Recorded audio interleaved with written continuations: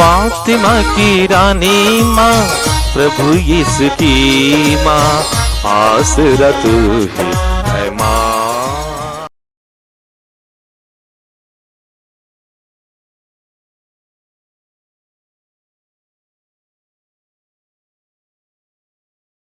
पहला पाठ संत योहन का पहला पत्र, अध्याय 2, पद संख्याएं 18 से 21 तक। बच्चों, यह अंतिम समय है। तुम लोगों ने सुना होगा कि एक मसीह विरोधी का आना अनिवार्य है। अब तक अनेक मसीह विरोधी प्रकट हुए हैं। इससे हम जानते हैं कि अंतिम समय आ गया है। वे मसीह विरोधी हमारा साथ छोड़कर चले गए, किंतु वे हमारे अपने नहीं थे। यदि वे हमारे अपने होते तो वे हमारे ही साथ रहते। वे चले गए जिससे यह स्पष्ट हो जाए कि उनमें कोई भी हमारा अपना नहीं था। तुम लोगों को जो मसीह की ओर से पवित्र आत्मा मिला है और तुम सब सत्य जानते हो। मैं तुम लोगों को इसलिए लिख रहा हूं कि तुम सत्य नहीं जानते, बल्कि इसलिए कि तुम सत्य जानते हो और यह भी जानते हो कि हर झूठ सत्य का विरोधी है। प्रभु की वाणी। ईश्वर को धन्यवाद। भजन अनुवाक्य। स्वर्ग में आनंद हो और पृथ्वी पर उल्लास। स्वर्ग में आनंद हो और पृथ्वी पर उल्लास। प्रभु के आदर में नया गीत गाओ। समस्त पृथ्वी प्रभु का भजन सुनाए। भजन गाते हुए प्रभु का नाम धन्य कहो। दिन प्रतिदिन उसका मुक्ति विधान घोषित करते जाओ। अनुवाक्य। स्वर्ग में आनंद हो और पृथ्वी पर उल्लास। स्वर्ग में आनंद हो और पृथ्वी पर उल्लास। स्वर्ग में आनंद हो और पृथ्वी पर उल्लास। सागर की लहरें गरज उठे, खेतों के पौधे खिल जाएं और वन के सभी वृक्ष आनंद का गीत गाएं। अनुवाक्य। स्वर्ग में आनंद हो और पृथ्वी पर उल्लास। स्वर्ग में आनंद हो और पृथ्वी पर उल्लास। क्योंकि प्रभु का आगमन निश्चित है, वह पृथ्वी का न्याय करने आ रहा है। वह धर्म और सच्चाई से संसार के राष्ट्रों का शासन करेगा। अनुवाक्य। स्वर्ग में आनंद हो और पृथ्वी पर उल्लास। स्वर्ग में आनंद हो और पृथ्वी पर उल्लास। जय घोष। हालेलुया। शब्द ने शरीर धारण कर हमारे बीच निवास किया। जितनों ने उसे अपनाया, उन सबों को उसने ईश्वर की संतति बनने का अधिकार दिया है। हालेलुया। प्रभु आप लोगों के साथ हो और आपकी आत्मा के संत साथ। योहन के अनुसार पवित्र सुसमाचार। हे प्रभु तेरी महिमा हो। अध्याय 1 और संख्याएं 1 से 18 तक। आदि में शब्द था, शब्द ईश्वर के साथ था और शब्द ईश्वर था। वह आदि में ईश्वर के साथ था। उसके द्वारा सब कुछ उत्पन्न हुआ और उसके बिना कुछ भी उत्पन्न नहीं हुआ।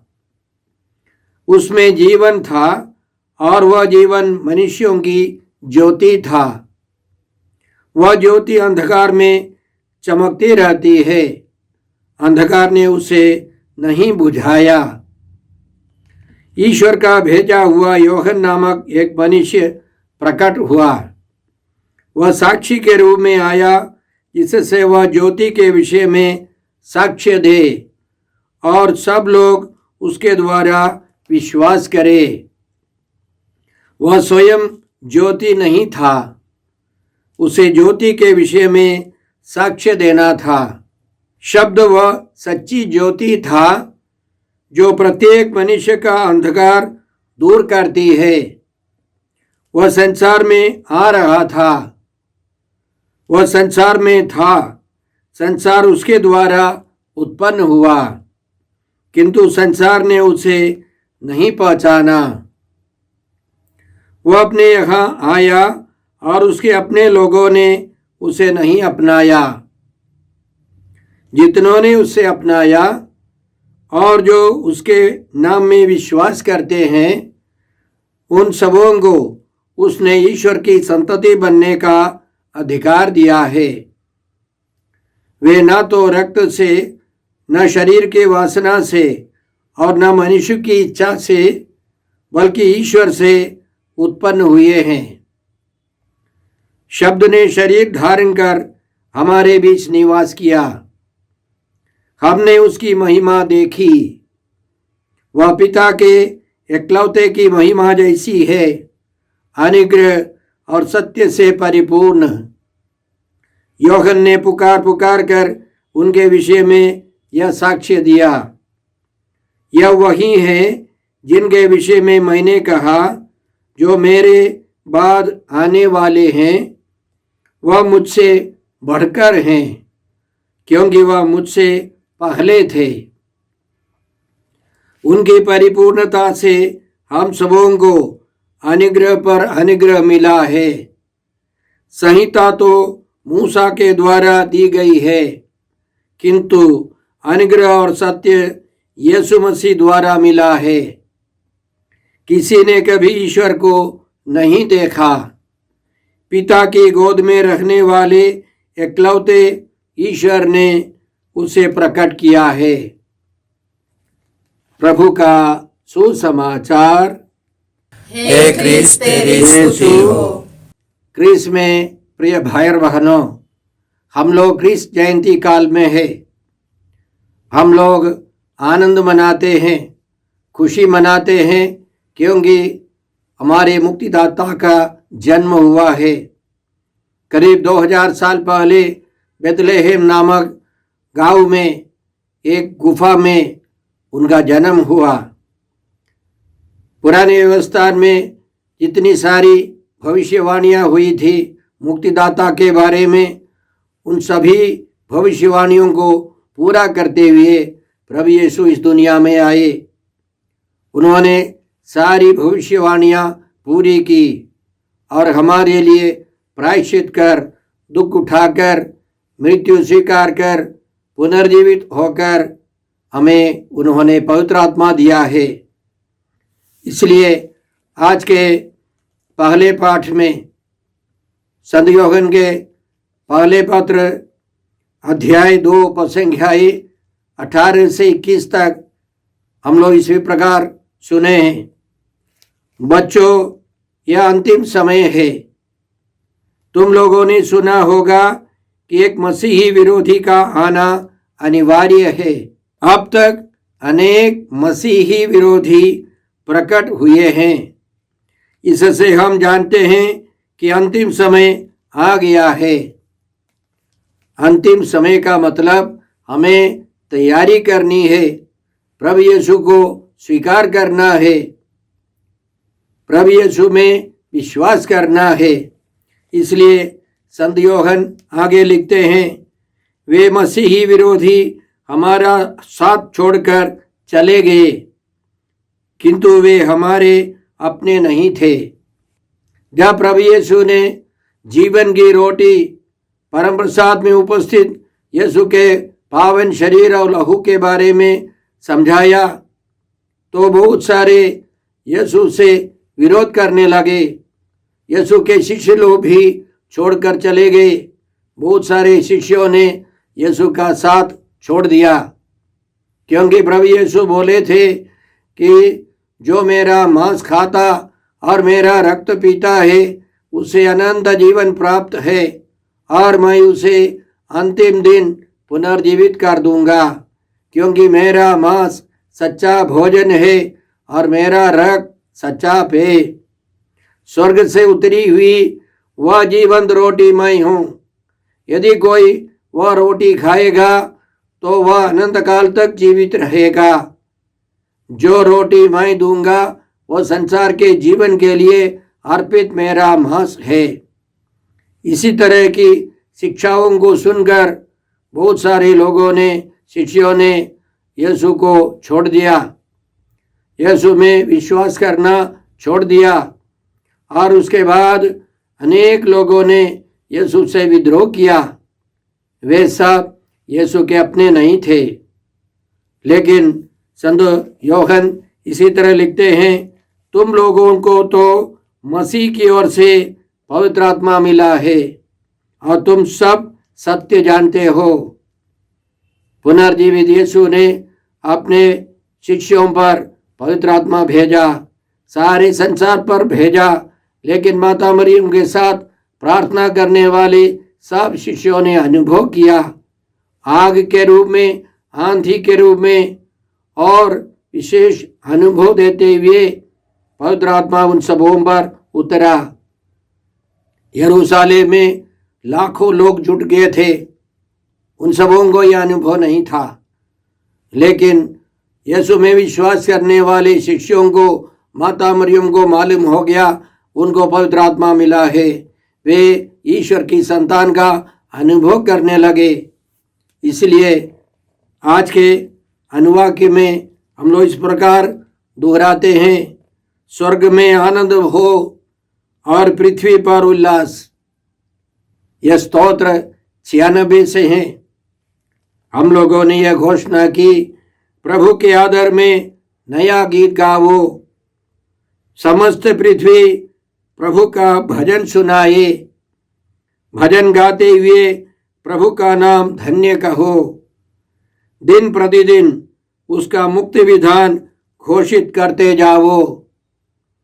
स्वर्ग में आनंद हो और पृथ्वी पर उल्लास, सागर की लहरें गरज उठे, खेतों के पौधे खिल जाए और वन के सभी वृक्ष आनंद का गीत गाए, क्योंकि प्रभु का आगमन निश्चित है। वह पृथ्वी का न्याय करने आ रहा है। वह धर्म और सच्चाई से संसार के राष्ट्रों का शासन करेगा। यह सारे वचन प्रभु यीशु में पूरे हो गए हैं।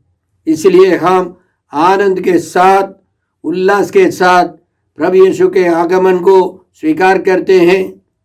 हम लोग बड़े धूमधाम से यह पर्व मनाते हैं।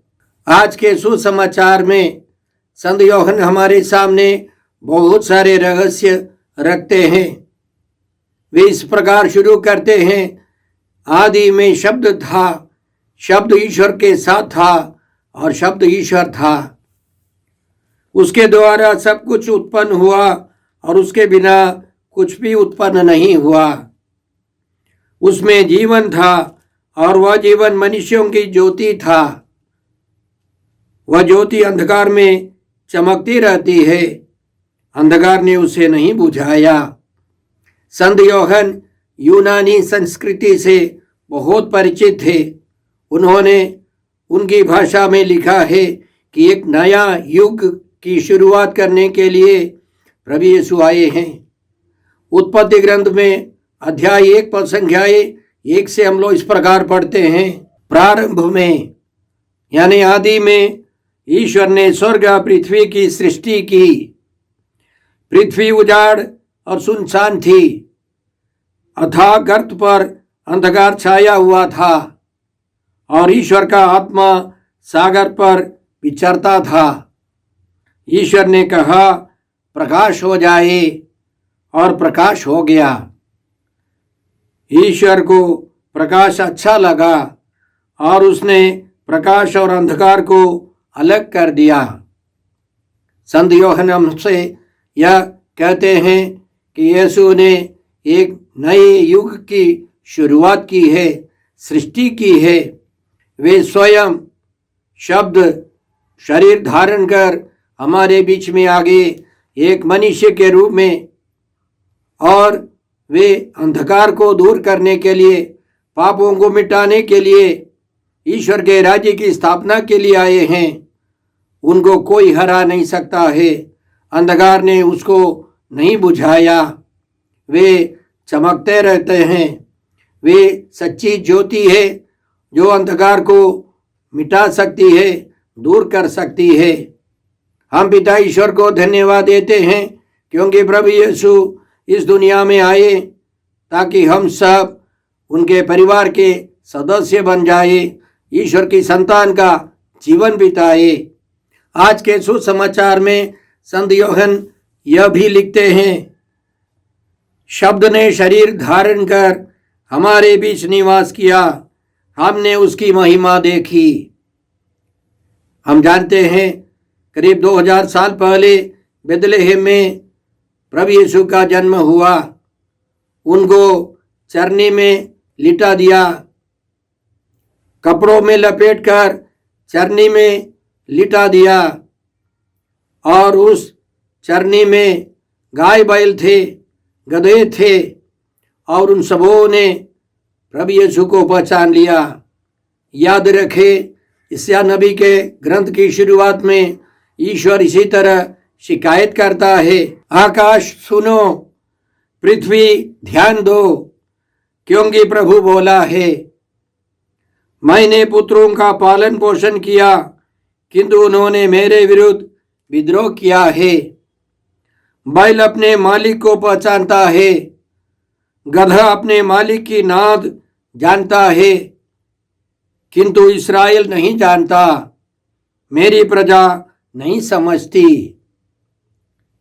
बैल को इस्राएली लोग समझे और गधे को अन्य धर्म के लोग, गैर यहूदी, और इसी दृष्टिकोण से देखे तो इस्राएल के लोगों ने शुरू में यीशु का तिरस्कार किया, लेकिन बाद में बहुत सारे इस्राएलियों ने प्रभु यीशु में विश्वास किया, और बहुत सारे गैर यहूदियों ने भी प्रभु यीशु में विश्वास किया। उस जमाने में यीशु आने के 700 साल पहले जो भविष्यवाणी हुई वह यीशु के जन्म के समय पूरी हो गई है। यीशु ने जानवरों के बीच एक गुफा में, एक गौशाले में जहाँ जानवरों को रखा जाता था, वहाँ यीशु का जन्म हुआ। बैलों ने, गधों ने यीशु को, अपने सृष्टिकर्ता को पहचान लिया। याद रखे, जब प्रभु यीशु क्रूस पर मरे, अंधकार छा गया। सूरज ने प्रभु यीशु की मृत्यु को पहचान लिया। भूकंप हुआ, धरती ने अपने मुक्तिदाता को पहचान लिया। उनकी मृत्यु के समय धरती कांप उठी, भूकंप हुआ, चट्टानें फट गई, कब्रें खुल गई। मृतक, बहुत सारे मृतक विश्वासी जी उठे। तो इसलिए प्रभु यीशु आए हैं। सारे आकाश, पृथ्वी, सब जीव जंतु ये सब खुशी मनाते हैं। और संत यूहन्ना लिखते हैं कि उन्होंने प्रभु यीशु की महिमा को देखा। न केवल जीवित रहते हुए पुनर्जीवित यीशु की महिमा को उन्होंने देखा, अनुभव किया। यह हमारे लिए लिखा है। हमको भी प्रभु यीशु के पास जाकर उनकी महिमा में शामिल होना है। उनकी महिमा से हम भी परिपूरित हो जाए, यह ईश्वर चाहता है। इस संदर्भ में संत यूहन्ना बपतिस्ता के बारे में भी लिखते हैं। उनका कहना था, ईश्वर का भेजा हुआ यूहन्ना नामक एक मनुष्य प्रकट हुआ।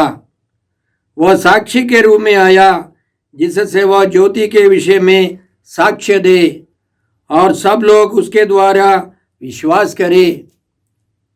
मलाकी के ग्रंथ में ईश्वर ने इसी तरह समझाया था कि एक अगुआ, रास्ता दिखाने वाला एक आएगा जो एलिया के समान शक्तिशाली होगा।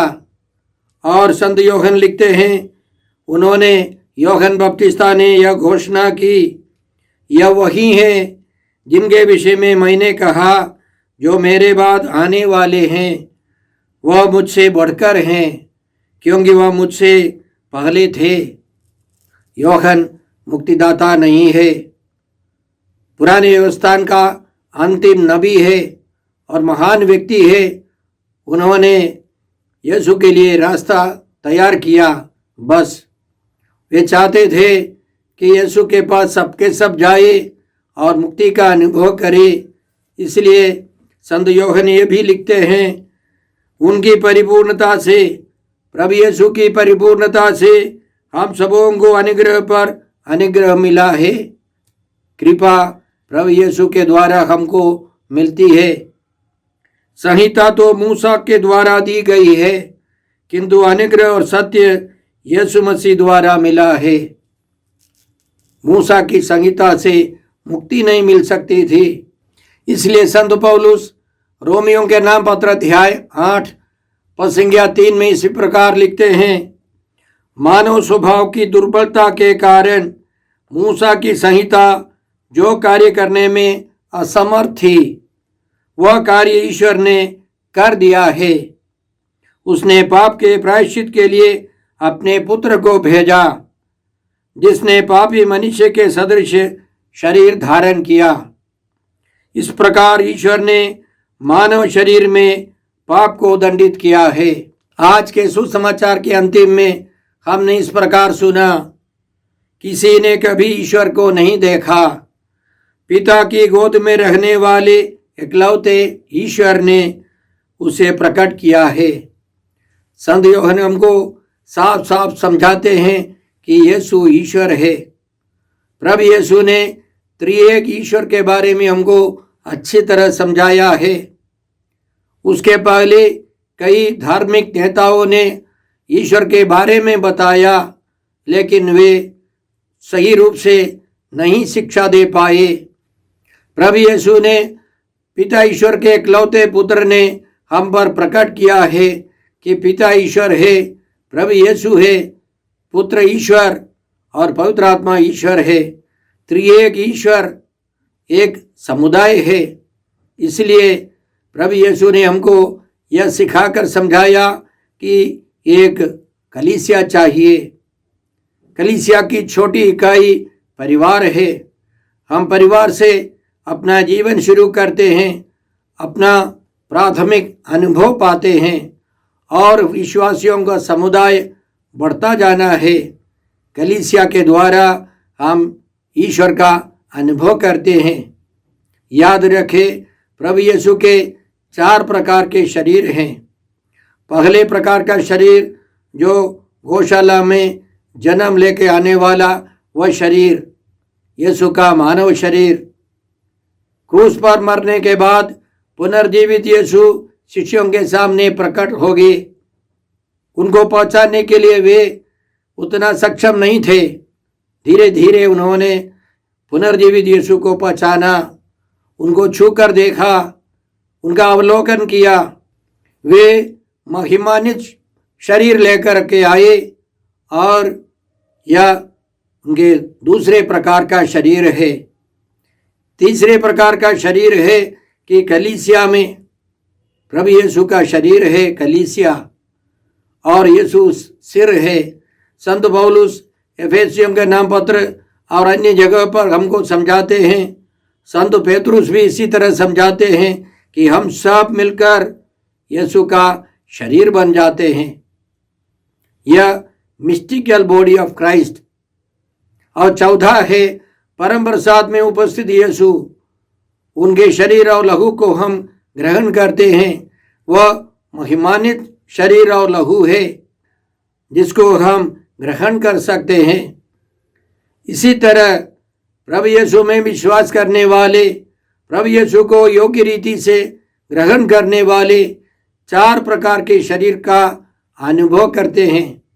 यह यीशु चाहते हैं कि हम सब व्यक्तिगत रूप से प्रभु यीशु को जाने, सामाजिक रूप से जाने और परम प्रसाद में उपस्थित यीशु को ग्रहण कर हम प्रभु यीशु के समान बन जाए। इसलिए संत पौलुस कुरिन्थियों के नाम दूसरे पत्र अध्याय 3 पद संख्या 18 में हमको इसी तरह समझाते हैं, इस प्रकार हम धीरे धीरे प्रभु यीशु के महिमान्वित प्रतिरूप में रूपांतरित हो जाते हैं और वह रूपांतरण प्रभु अर्थात आत्मा का कार्य है। आज क्रिस्त जयंती के इस अवसर पर हम विशेष रूप से प्रार्थना करते हैं कि हम प्रभु यीशु से संयुक्त रहकर त्रिएक ईश्वर का अनुभव कर आगे बढ़े, ईश्वर की संतान का जीवन बिताए। आइए हम प्रार्थना करते हैं। हे अब्बा पिता, हे प्रभु यीशु, हे पवित्र आत्मा ईश्वर, आज के सारे पवित्र वचनों के लिए हम तुझे धन्यवाद देते हैं और प्रार्थना करते हैं कि हम सब प्रभु यीशु के पास आए, कृपा पाए, मुक्ति का अनुभव करें, ईश्वर की संतान का जीवन बिताए। हम यह प्रार्थना करते हैं प्रभु क्रिस्त के द्वारा। हमारे प्रभु यीशु क्रिस्त की कृपा, ईश्वर का प्रेम और पवित्र आत्मा का साहचर्य आप सबों को प्राप्त हो। आमीन।